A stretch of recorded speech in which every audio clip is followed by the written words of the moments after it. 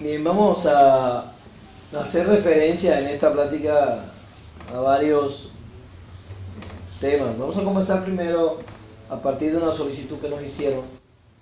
Me hizo acá mi amigo Alacan, de hablar de lo que yo considero que son los retos fundamentales de la educación para el siglo XXI y después aproximarnos un poco tal vez y tomando esos retos como plataforma a lo que sería a lo que yo entiendo como pensamiento crítico, y voy a cerrar dando, digamos, tres elementos que yo considero que son fundamentales para que los niños de primaria, secundaria, los jóvenes de prepa y también por supuesto los universitarios y los posgraduados desarrollen un pensamiento crítico.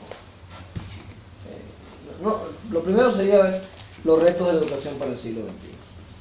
Si yo me fuera a referir a los retos de la educación para el siglo XXI, tendría que empezar primero haciendo una aproximación, un paneo sobre el mundo en el que vivimos hoy. Porque evidentemente la educación va a tener retos y va a tener objetivos dependiendo del mundo en que se trate. Eso es importante que lo analicemos. Porque México hoy es un lugar donde se discute mucho de educación.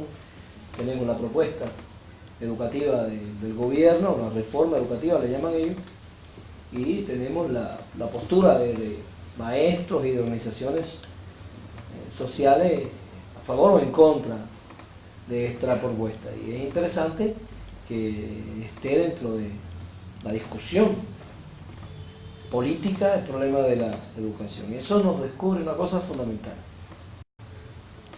La educación es una herramienta, en primer lugar, ideológica y política.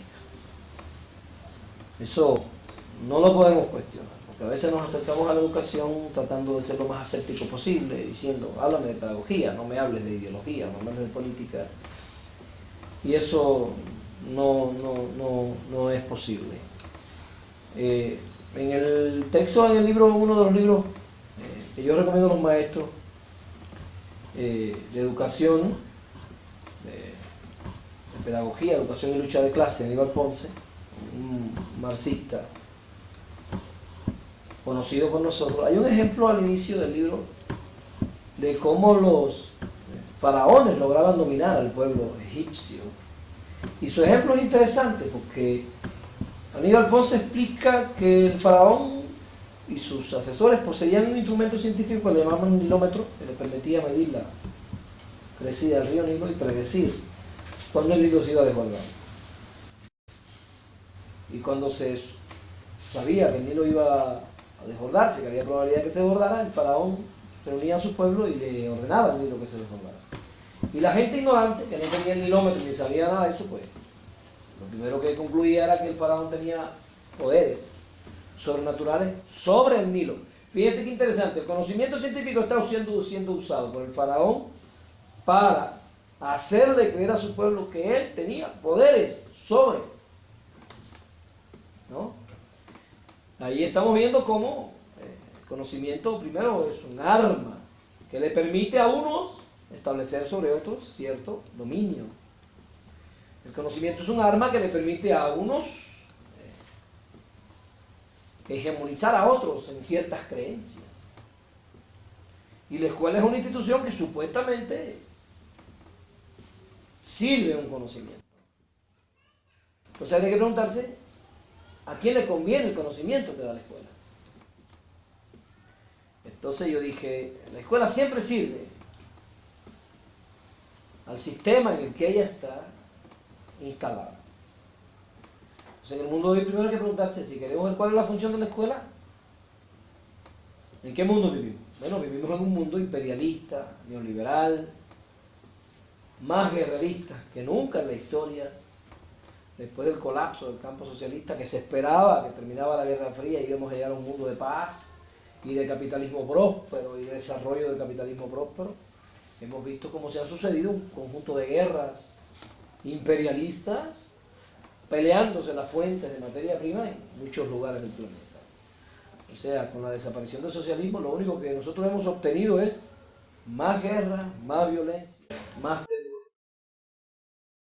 Hubo algo ahí, un engaño. Entonces, hoy los Estados Unidos tienen más de 70 bases navales bases militares en América Latina, donde solo somos 33. La pregunta es: ¿por qué tienen tantas bases en América Latina? Si yo quiero preguntarme la función del pueblo, puedo preguntar: ¿por qué el imperialismo norteamericano tiene todas esas bases militares en nuestra tierra de América Latina? Y América Latina tiene ciertas características que no justifican el militarismo. Primero, América Latina es el único continente del mundo, donde ningún país tiene bombas nucleares ni atómicas. América Latina es una región de paz declarada en el mundo. Por eso viene el conflicto. Colombia somos un continente de países que hablan la misma lengua, la misma historia. ¿Qué razón hay para tener tantas bases militares? La respuesta es simple, la da Néstor Cohen, perdón. Alguna de sus conferencias se refiere a este tema. Tenemos tantas bases militares porque somos el continente más beneficiado por recursos naturales del mundo. Somos el continente que tiene más agua.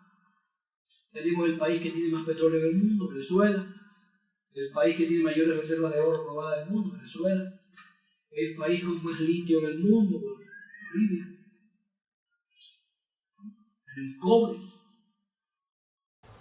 Somos el país que tiene la mayor cantidad de biodiversidad del planeta. Entonces, las apetencias del imperialismo con América son por los recursos naturales. Ahora mismo estamos asistiendo ahí, en la región de la California, la gente está en la calle peleando el agua porque está privatizando el agua. Porque hay proyectos para llevar agua hacia los Estados Unidos. Entonces, en estas condiciones, ¿cuál es la función de la escuela? México, con un nivel de pobreza de más de 60 millones de pobres, con un nivel de violencia terrible, unas desapariciones, el país donde más periodistas desaparecen en el mundo, el país sembrado de fosas clandestinas donde quiera. Ayotzinapa, Penco, Tlatelolco, Apaxingán, Agua Blanca, Ñoxistlán, la lista es larguísima. Cada vez los ricos son más ricos y los pobres son más pobres.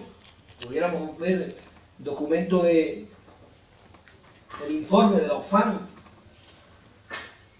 de enero último. El proceso de acumulación de la riqueza en pocas manos es más grosero que nunca en la historia. Entonces, ¿cuál es la función de la escuela en estas condiciones? ¿Cuáles son los retos de la escuela en estas condiciones? Voy a mencionar algunos, porque los retos van a depender del contexto concreto. Bueno, yo creo que un primer reto de la escuela en el mundo de hoy es enseñar ciencia con conciencia. Hemos llegado a este nivel en el que el neoliberalismo se ha tratado de instalar como ideología dominante. No le ha sido posible, en América Latina ha tenido mucha resistencia. Pero ellos han logrado eso a partir de mentir sistemáticamente. La mentira como forma de comunicación. Ya no es un contenido el que se comunica. Un contenido, digamos, con una importancia social. No. Hoy se comunica la mentira como contenido. Mienten sistemáticamente. México es ejemplo de eso. Se da el fenómeno de la desviación de recursos, de la corrupción, se hace una denuncia a ciertos gobernadores que se robaron, según dicen, una enorme cantidad de dinero. Y lo que dice que el Estado lo sabe también. Y uno se queda preguntándose, es que esas personas pusieron un tráiler frente al banco y montaron las pacas de dinero y se lo llevaron. ¿O eso fue una transacción electrónica? Y si fue una transacción electrónica, ¿cómo es posible que nos dicen que no se sabe de dónde salió y a dónde se fue? Si eso deja ahí. No. Que ni siquiera nos pueden decir que el dinero está en un paraíso fiscal. Ni siquiera nos pueden decir el día que se llevaron el dinero. ¿Dónde lo metieron? ¿Acaso la firma de un solo personaje autoriza un movimiento tan grande de recursos. Son varias personas implicadas. Yo lo que quiero explicar es con esto, como ejemplo, que nos mienten en nuestro mundo. ¿Cuál sería un reto de la educación? Enseñar la verdad. En el mundo de hoy la verdad tiene carácter ya revolucionario nada más por el hecho de ser la verdad. Entonces la escuela debe enseñar la verdad. Eso establece para los maestros muchas exigencias. Por ejemplo, maestro de matemáticas te dice, yo enseño la verdad, ¿no? Entonces estoy enseñando el teorema de Pitágoras. ¿Acaso no es verdad? Estoy enseñando a resolver problemas de matemáticas. Margarita fue al mercado con 100 pesos.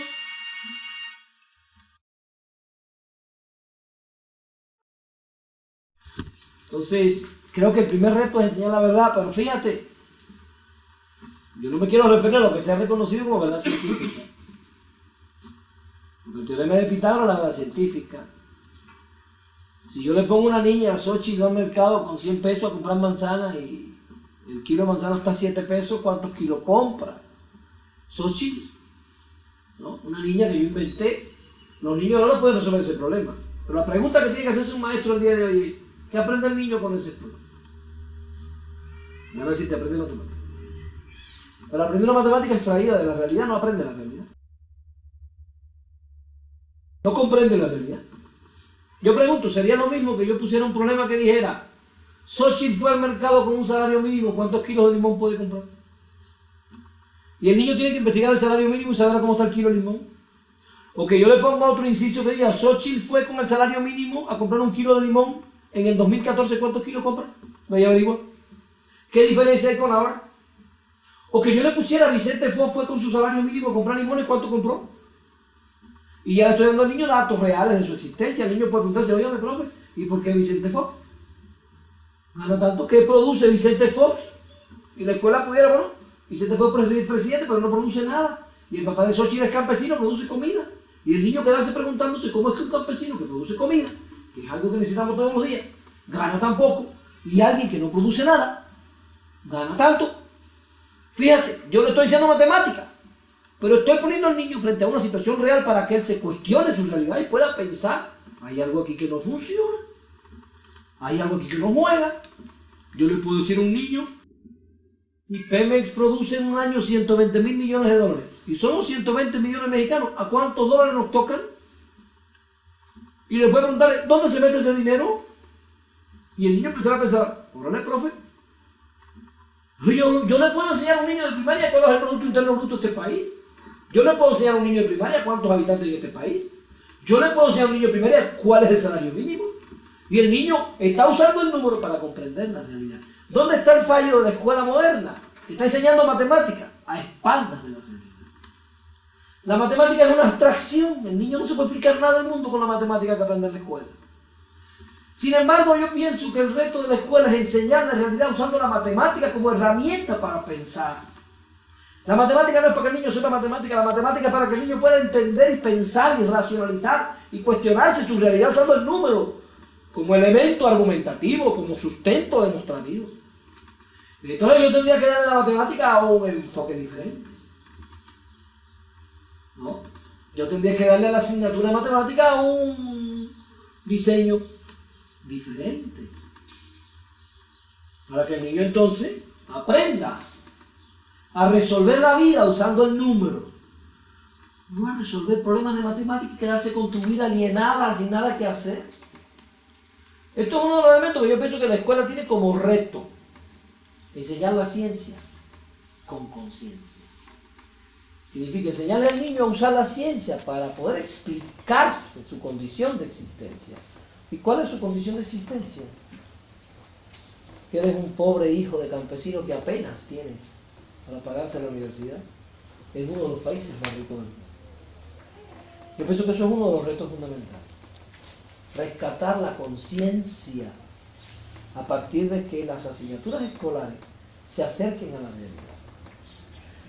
Geografía puede hacer eso. Geografía, física, estudiando los recursos naturales, preguntándose cuántos recursos tenemos y dónde están y para qué se usan. Estudiar el agua como un recurso que se está privatizando. Que el niño comprenda que hoy el negocio del agua produce el doble de las ganancias que producen los hidrocarburos. O sea, el agua produce más riqueza que el hidrocarburo. Hoy, la gente no lo sabe. Hoy quieres tomarte un poco de agua y la tienes que comprar. Ya el agua se convirtió en una mercancía, ya no es un derecho humano. Ya hay que pagar y si no tienes dinero, muérete de la sed en medio de la calle.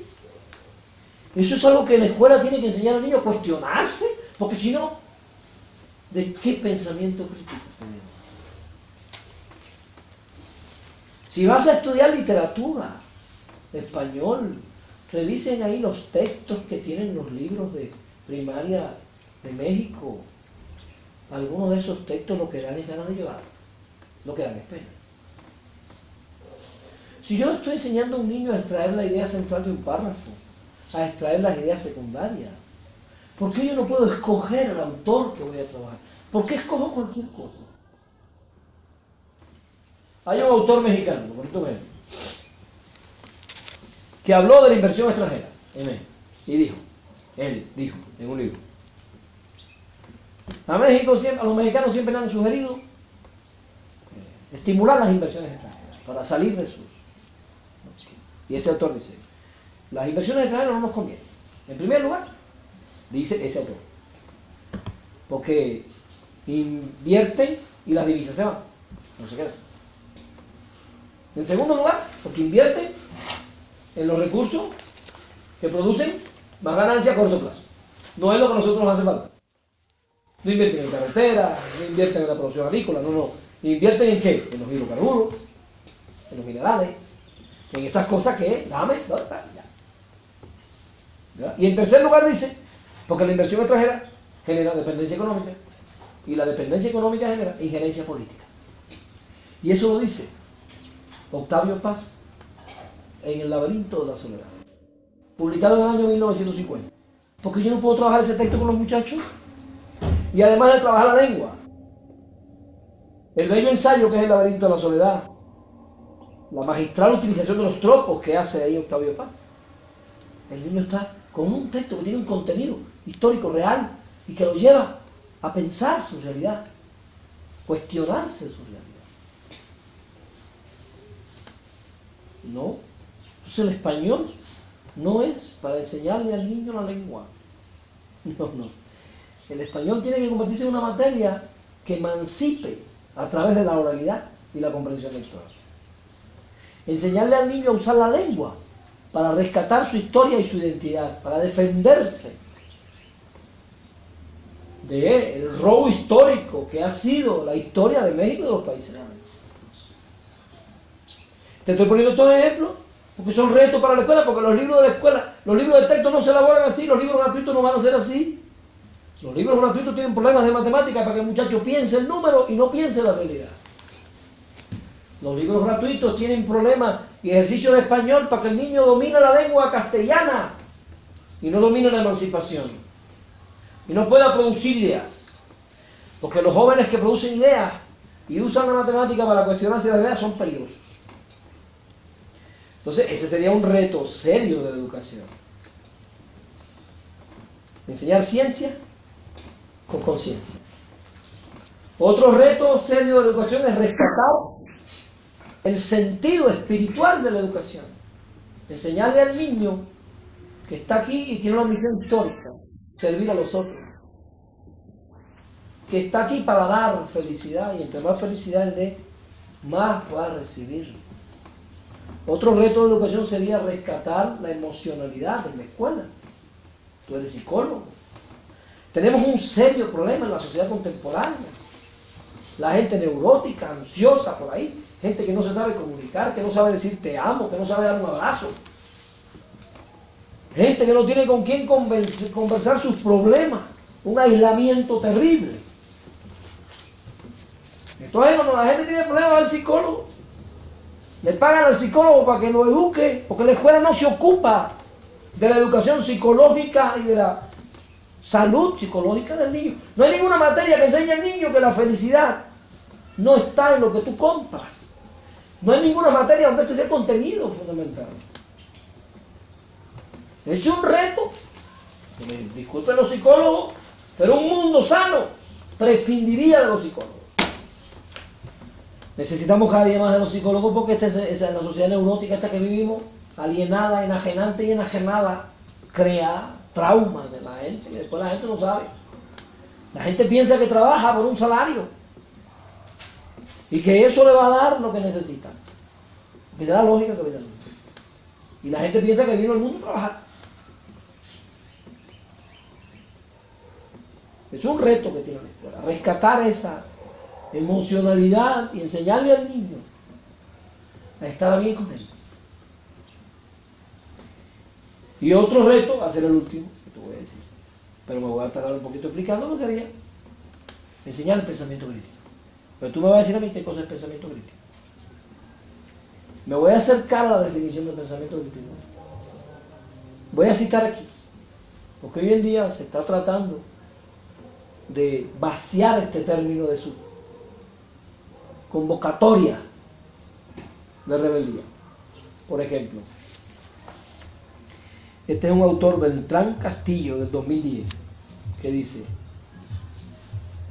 el pensamiento crítico, de acuerdo con Halper, citado por él, es la clase de pensamiento que está implicado en resolver problemas, en formular inferencias, en calcular probabilidades y en tomar decisiones. Porque están tratando de identificar pensamiento crítico con persona inteligente, proactiva. Pero bueno, los que hicieron las bombas atómicas no eran inteligentes. Los que construyeron las bombas nucleares no eran inteligentes. Todos los que trabajaron en el proyecto Manhattan no eran las mentes más brillantes de su época. Los que hoy en la NASA construyen los drones que después matan a los inocentes del mundo no son personas que saben mucha matemática, mucha física y son muy inteligentes. Nuestros mejores alumnos están produciendo armas, no están escribiendo novelas, no nos engañemos, ni están haciendo poesía. Entonces no podemos identificar el pensamiento crítico con pensamiento inteligente porque caemos en la misma lógica racional que nos ha traído hasta aquí. Yo me atrevería a decir, si alguien me pregunta hoy qué es pensamiento crítico, porque evidentemente el pensamiento crítico es crítico según la época, porque la época le establece al pensamiento crítico las exigencias. El pensamiento crítico de Marx no es el pensamiento crítico de hoy, porque la época de Marx no es la de ahora. Entonces un pensamiento crítico hoy tiene que ser un pensamiento primero antineoliberal, porque el que está acabando con el mundo es esa ideología antihumanista, antiespiritual que le llaman neoliberalismo. Un pensamiento anticapitalista, antiimperialista, anticolonialista y antimachista. ¿Quién es eso que es pensamiento crítico? El pensamiento crítico necesita la inteligencia, pero no se puede identificar con la inteligencia. Porque la ruta crítica es una ruta ética, fíjate. Fundamentalmente ética. Estoy pensando en Jesús de Nazaret. No el que nos trajeron los españoles aquí. No, ese de la disputa de Valladolid entre Sepúlveda y el padre Las Casas, que Sepúlveda terminó venciendo a Las Casas. No, yo estoy hablando del Jesús de Nazaret que él se levanta contra Roma y Roma lo asesina. ¿Y qué estaba haciendo Jesús? Divulgando una propuesta ética. La ética es peligrosa en un sistema de explotación, porque la ética le dice al esclavo dos cosas: explotarte es injusto, no es ético, y le dice otra peor: dejarte explotar tampoco es ético. Entonces una propuesta ética le da a una persona la capacidad de dos cosas: reconocer que si me están explotando, los que están mal son ellos, no soy yo. Y segundo, reconocer que si me dejo explotar, el que está mal soy yo, no son ellos. Porque en un mundo de explotación, como dice Erich Fromm, en este mundo capitalista, los sanos son los que se rebelan, son los que se levantan en contra de eso. Porque si tú estás feliz porque ganó América, Cruz Azul, en lo que te roban el agua, los minerales y te matan de hambre, tú no estás feliz, tú lo que estás es alienado. ¿no? Entonces, es un reto de la escuela, educar el pensamiento crítico, pero el pensamiento crítico es, primero dije, un pensamiento ético. Reconoce la injusticia. Cuando una persona no reconoce la injusticia, por necedad, porque no conoce la verdad, porque no piensa, porque es presa de sus hábitos, de sus vicios, digamos que está marginado. Porque el ser humano en su estado natural tiene que ser espiritual, ético, justo. Esas son las reservas que nos hacen creer en el hombre, ¿no? Entonces un reto de educación es educar a un niño crítico, o sea, ético. ¿Verdad? Pero hay otras 3 cosas que yo le pusiera a la escuela para que pudiera educar a un niño crítico. Porque si tú eres ético, pero no sabes, si tú tienes valores, pero no tienes conocimiento, eres manipulable. Cualquier cínico, cualquier zorro, cualquier interesado te manipula, y como tú eres una gente buena, bondadosa, de valores, terminas esclavizado. Los valores solo no nos sirven, necesitamos la inteligencia junto con los valores. Como decía Martí, la inteligencia sube de precio cuando está acompañada de los valores. ¿Sí o no? Pero esa inteligencia crítica, yo diría que hay 3 cosas que no le pueden faltar. Fíjate cómo lo voy a decir. Si alguien me preguntara, oye, profe, si yo quisiera hacer una estrategia en la escuela para desarrollar a los niños pensamiento crítico, ¿cuáles son las 3 cosas que no me pueden faltar? Digamos las 4, ya dije la primera, ética. Cuando digo ética, no estoy diciendo la ética pequeño burguesa, la falsa ética burguesa, de la tolerancia, la disciplina, la responsabilidad. No. Estoy hablando de la ética de no agredir la dignidad humana ni la dignidad de la vida. El capitalismo agrede la dignidad de la vida y la dignidad humana, todo el tiempo. Eso no es ético. ¿Sí? Ahora, ¿qué otras 3 cosas, Lacan, yo le pondría? Yo diría, si la escuela quiere un niño crítico, hay que enseñarle al niño que el mundo está mal. O sea, el niño no va a la escuela a aprender. No, el niño va a la escuela a darse cuenta que el mundo está mal, o sea, a concienciarse, a adquirir conciencia histórica. A eso va el niño a la escuela. A adquirir conciencia histórica, a saber lo que nos han hecho y lo que nos están haciendo. Si la escuela no enseña eso, ¿quién lo va a enseñar? El Pato Donald, Bob Esponja, el Chavo del 8. Eso enseña la estupidez e hipnotizan en la estupidez. El niño tiene que ir a la escuela a entender que este mundo está muy mal como está. Segundo, la escuela tiene que enseñarle que sí hay remedio. Porque si el niño comprende que está mal pero piensa que no hay remedio, no hacemos nada. Entonces dice, no hay remedio, pues ya. No, ya que pase lo que tenga que pasar. Pero no, la escuela tiene que enseñarle que hay remedio, que hay muchas cosas que hacer para salvar el mundo. Hay muchos compañeritos que ayudar, muchas flores que enseñar, muchos perritos que darle comida en la calle. Hay muchas cosas que hacer por el mundo que el niño las puede hacer desde su edad. Y la escuela tiene que enseñarles la praxis escolar. Tiene que ser una praxis donde el niño aprenda a mejorar el mundo desde sus posibilidades. No puede ser que le demos un mundo que está echado a perder y él encima no haga nada. En la escuela estudiando y resolviendo tareas en la casa y el mundo igual. Eso es un disparate pedagógico. Si el mundo está mal y él comprende que está mal, la escuela tiene también que enseñarle que sí hay remedio y que en todas las edades se pueden hacer cosas para mejorar el mundo. Todas.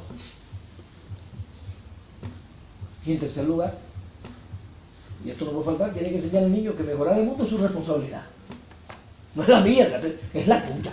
No puede estar esperando, encendiendo velas y esperando que venga alguien, no sé, algún diosito, un santo, a resolver lo mal que está el mundo. No, es tu responsabilidad.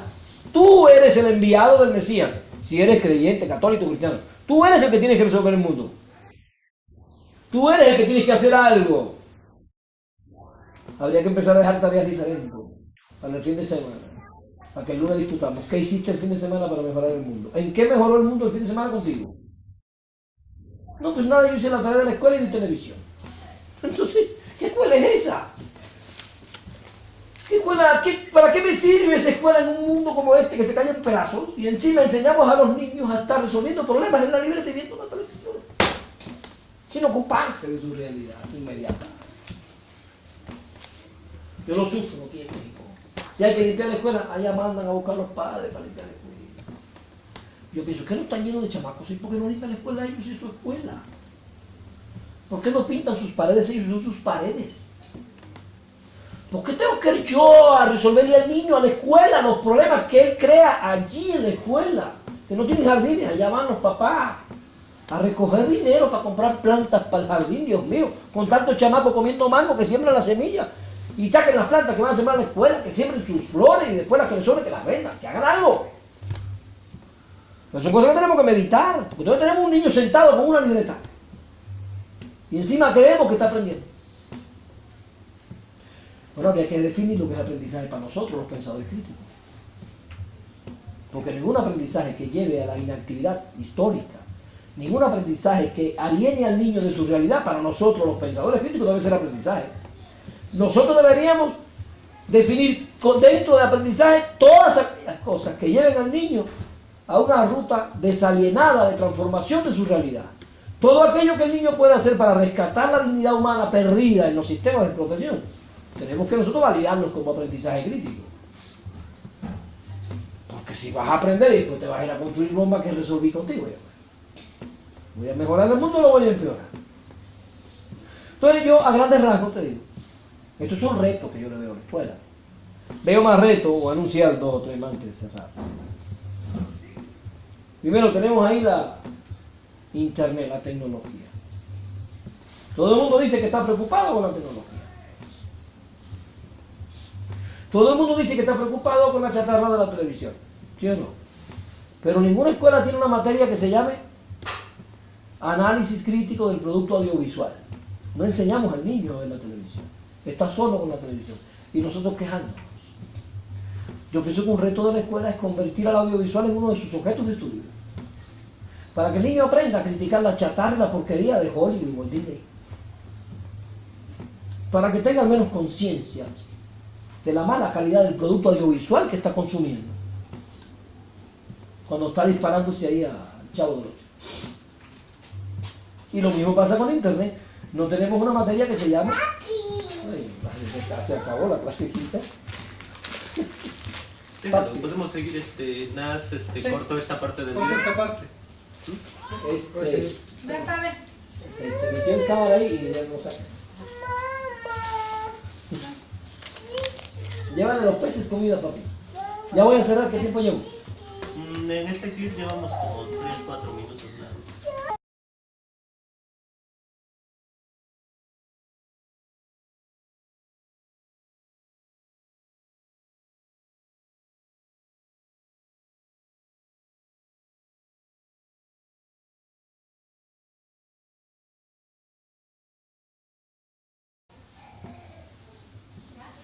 Ella me dijo, voy a salir un ratito porque ella pensaba que tú ibas a hacer 2 minutos. Pero ya estamos por terminar, No sé si quieres que doy el curso de la de ella. ¿no? También. No, no picotea, si lo voy a subir. Esto que estoy explicando sería lo que ellos llaman didáctica crítica. Cómo poner el contenido escolar en función de la emancipación y la conciencia histórica. ¿No? ¿Ya estamos? Porque es importante comprender. Es importante comprender que no hay pensamiento crítico sin conciencia histórica. O sea, si tú no conoces la historia de la náhuatl, cómo llegaron los españoles, qué pasó, qué fue pasando, cuando expulsamos a los españoles en el 1823, pero se quedan ellos dueños de la educación con la compañía aquella lancasteriana que fue, ¿no? La compañía más católica, que eran los que dirigían la educación en México. Y fue hasta la reforma de Juárez que el gobierno de Juárez le arrebata, le quita a la iglesia la rectoría de la educación en este país, que nosotros fuimos libres, porque un pueblo que no educa a sus hijos no es un pueblo libre, ¿no? Un pueblo cuyos hijos están educados por otros no es un pueblo libre. Entonces realmente cuando nosotros celebramos el Cristo, estamos celebrando la libertad de este país. Y la escuela siguió siendo un negocio de empresas españolas, ¿no? Hasta Juárez, que Juárez rescata la rectoría de la educación y quita a la iglesia el poder económico y el poder político, ¿no? Pero después viene los 30 años estos del porfiriato, cuando este país se llenó de miseria y peonaje al servicio de las grandes transnacionales y vendió este país. Después llega Cárdenas y rescata los recursos del suelo otra vez para nosotros. Pero luego llegaron los neoliberales a Madrid, ya saben, Salinas de Gortari, y volvieron, y bueno, Fox, Calderón, Peña Nieto, volvieron a vender estos países otra vez al extranjero, y estamos llenos otra vez, ¿no? Bueno, si tú no conoces eso como maestro, ¿cómo vas a desarrollar en tus alumnos pensamientos? Entonces te decía, el otro reto que veo es enseñar al niño a navegar en Internet. Internet tiene muchísimas cosas malas, porque no es bueno. Y la pregunta que tenemos que hacernos tú y yo, ¿alguien está enseñando en Internet? ¿Hay alguna materia escolar que se esté ocupando de enseñarle al niño a usar la tecnología para descubrir la verdad que se le oculta cada vez más? Esos son retos que yo le veo a la escuela a partir de las características del mundo en el que hoy estamos viviendo. Le doy las gracias a ti, Laca, por invitarme a hacer esta pequeña exposición y a los oyentes, a las personas que están entrando en relación con el video. Le doy las gracias y por supuesto los invito a introducirse en estos cursos, en las lecturas que se van a trabajar, en los textos que se van a discutir, para ir rescatando poco a poco lo que sería un pensamiento nuestro, un pensamiento ya latinoamericano desalienado,